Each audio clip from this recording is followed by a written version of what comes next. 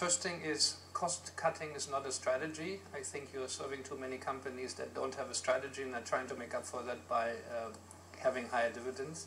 By the way, the same is true for buybacks. If you don't know what to do with money, that typically means management hasn't a lot of ideas on how to grow the company. But that doesn't mean we do not do them when we cannot invest capital. So the key thing is, going forward, for Allianz to show you how we grow the business.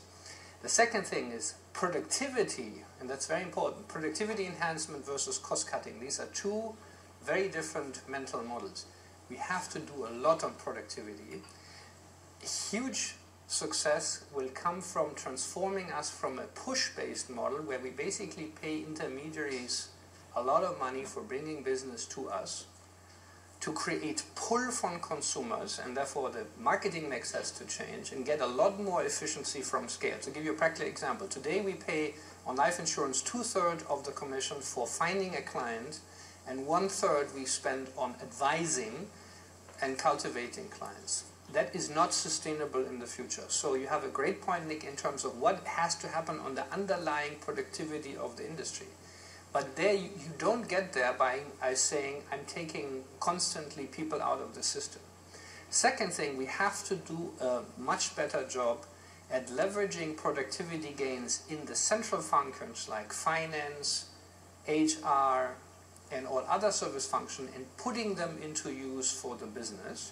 And you will see that over the next 2 years we'll do a significant job. The reason why I'm never announcing these programs is, again, I believe it's management failure. If you have to go after 5 years of not mending your ship to go to the public and say, now I have to fire thousands of people because we haven't done our job properly in the past. Productivity management has to be a job of management every day. And we do not have to go in front of the public and saying, I'm sorry, we don't know what to do, and therefore we're firing our people. You will not hear that from Allianz. Now, it doesn't mean that we're not working very, very hard on increasing productivity, because we're in a world of very low top-line growth, and we still have factor cost inflation on IT, on the investments that we provided. That's why Christoph gave you an overview of what we are doing around implementing digital. Now, last comment, and that is self-critically meant, Nick, you know me, we have to get to a very different level of productivity management, our DNA. Allianz comes from a background of high quality, high service, but also high cost.